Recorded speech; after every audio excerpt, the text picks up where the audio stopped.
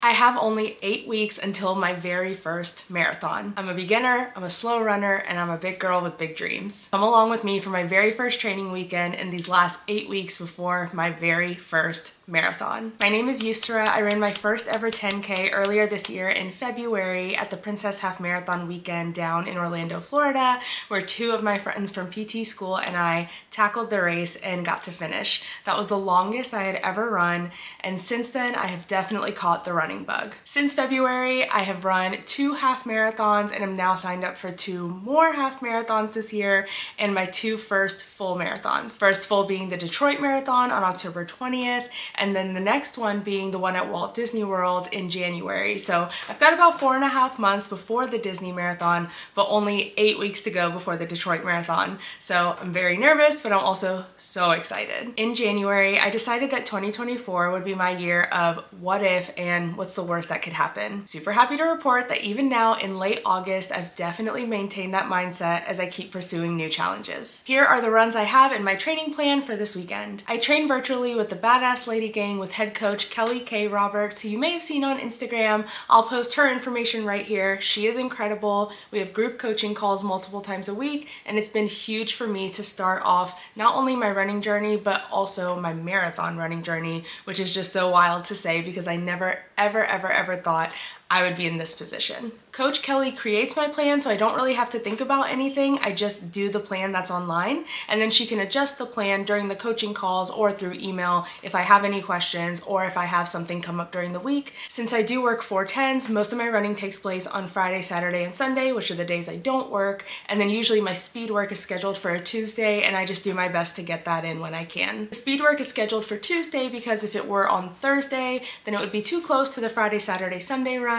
And Mondays and Wednesdays I have American Sign Language classes that I take after work, so my days are already pretty full. I go to work early and work an hour away, so running before work isn't always feasible. So Tuesdays are usually the one day that I'll try to get it in during lunch while I'm at work, one of the perks of working at a PT clinic, or I'll make sure I get myself out there after work because I really don't want to miss any training runs, especially the ones that are going to help me get faster. Okay, that's enough chatting. Let's go run. We've got a 1 hour I'll wait for the cars to go by. We've got a 1 hour conversational pace run today. I don't think I'm gonna make it through the full hour because I have a doctor's appointment in an hour, and I also wanted to stop and get a coffee before the appointment. So what I'm thinking I'll do is like 45 minutes, get a coffee, go to the doctor's appointment, and then finish out with 15-20 minutes after that. Nice little compromise because I didn't have my coffee yesterday, and boy was I a sad grump at work, and no one needs to be seeing that version of me ever again. Today's pre-run nutrition brought to you by whatever I could find in my car. So I had half a cinnamon raisin bagel, a couple of the mini honey stinger waffles, and what was the last thing? I had like 3 or 4 pieces of the Airhead Extremes bites. So I just needed something with sugar, something to keep me going for 40-45 minutes. I don't like to run fasted. And then once I go get my coffee before my doctor's appointment, I'll probably grab a breakfast taco from there as well because theirs are super good. My pace right now is 17:25 minutes per mile. So not my best work, but that's not the point. I'm trying to remind myself that these training runs are, like my coach says, coins in the coin jar. It's not about PRing every time. It's not about every run being the same pace even. Conversational pace is gonna look different at the end of a long work week versus maybe on like a Sunday afternoon when I'm a little bit more well rested. The point is just to do the training, to get the miles on my feet, to get my joints accustomed to the difference in force between running and walking. I would really love to finish within the time constraints so that I can get a medal. That's really like my big goal with this. So you can look up the results of past years on Detroit's marathon website, and it seems like they cut off timing for both the men and the women at around 7 minutes or 7 hours, 29 minutes. So I'm assuming that's about how much time I'll have, is if I can just get it done under 7.5 hours. I'm hoping that means I get a medal and can be super proud of myself and then start training for the next full I have at Disney in January. And then I have 2 half marathons in between. Again, at Disney, it's the Wine and Dine half marathon. And then the second one is the Indy Monumental. Not doing the full, I'm gonna do the half. I was supposed to do it last year. It was gonna be my first ever half marathon, and then I was just too injured, too undertrained, and it would have just not been a good idea. So I deferred it to this year. So we'll see if I can get it done this year after running a full and then a half.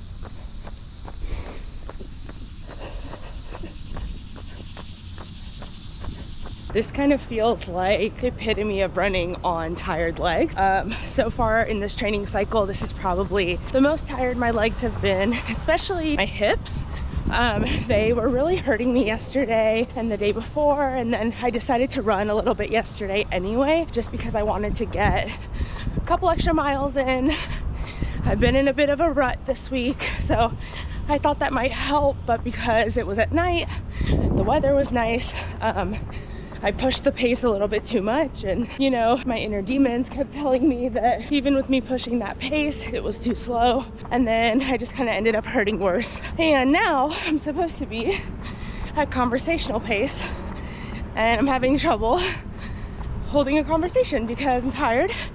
And I'm filming with my GoPro today. This thing's a little bit heavy. The stand that it's on anyway. I got a new little tripod for it, and it's supposed to be for on the go. And I thought about maybe having something like this during the marathon, but I think it's gonna be too much for 26.2 miles, which is probably gonna take me well over the 6.5 hour time limit. So we'll see. This might just be like a training run gadget, and then I might just use my phone to film during the marathon.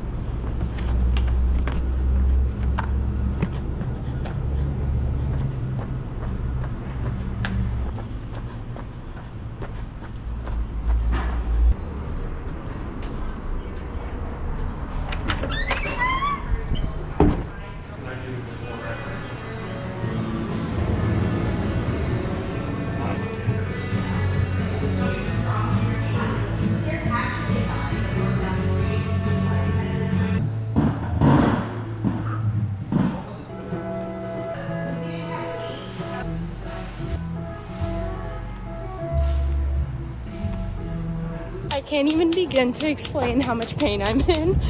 I'm not even at 5 miles. I'm at 1 hour and 20. Today we have a 2 hour, 20-minute run, and I've done more than that.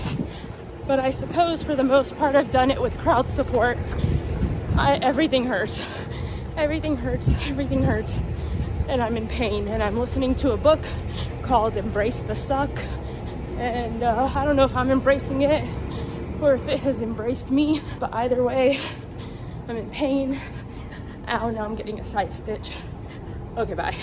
I found my second wind, and right when I started to get tired and stopped at my car for a drink, my brother called me and I had to go pick him up from his SAT.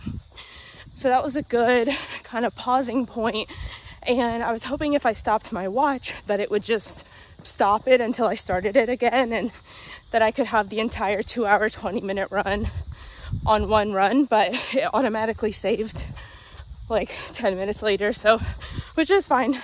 I had already looked at it and I saw I went 1 hour and 49 minutes, so I got 31 minutes to go.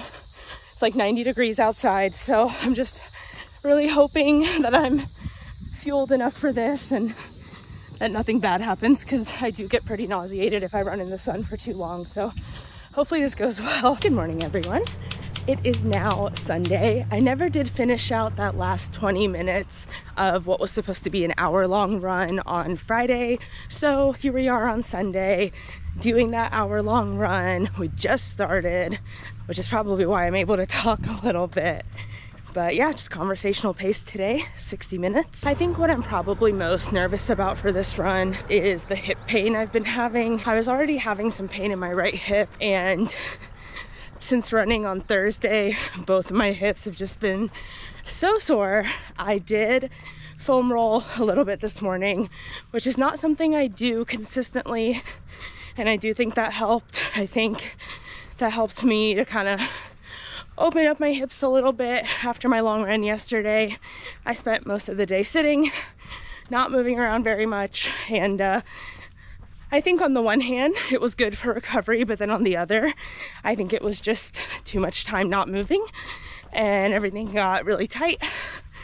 So this is my effort to loosen that up, kind of shake it off. This is my first weekend where my training plan has sandwiched long runs. So I'm gonna switch my hands, I'm getting tired. What that means is I've got like a semi-long run, which was supposed to be the hour-long run on Friday, actual long run, which was 2 hours, 20 minutes yesterday, and then sandwiched by another run on the other end, which today was supposed to be 40 minutes conversational pace, but I just switched the Friday and Sunday, so 1 hour long conversational pace today. So, you know, it is sore, but I also understand that that's the point, is to run on tired legs, is to get my body used to that feeling and being strong through that, because that's what the marathon is gonna be.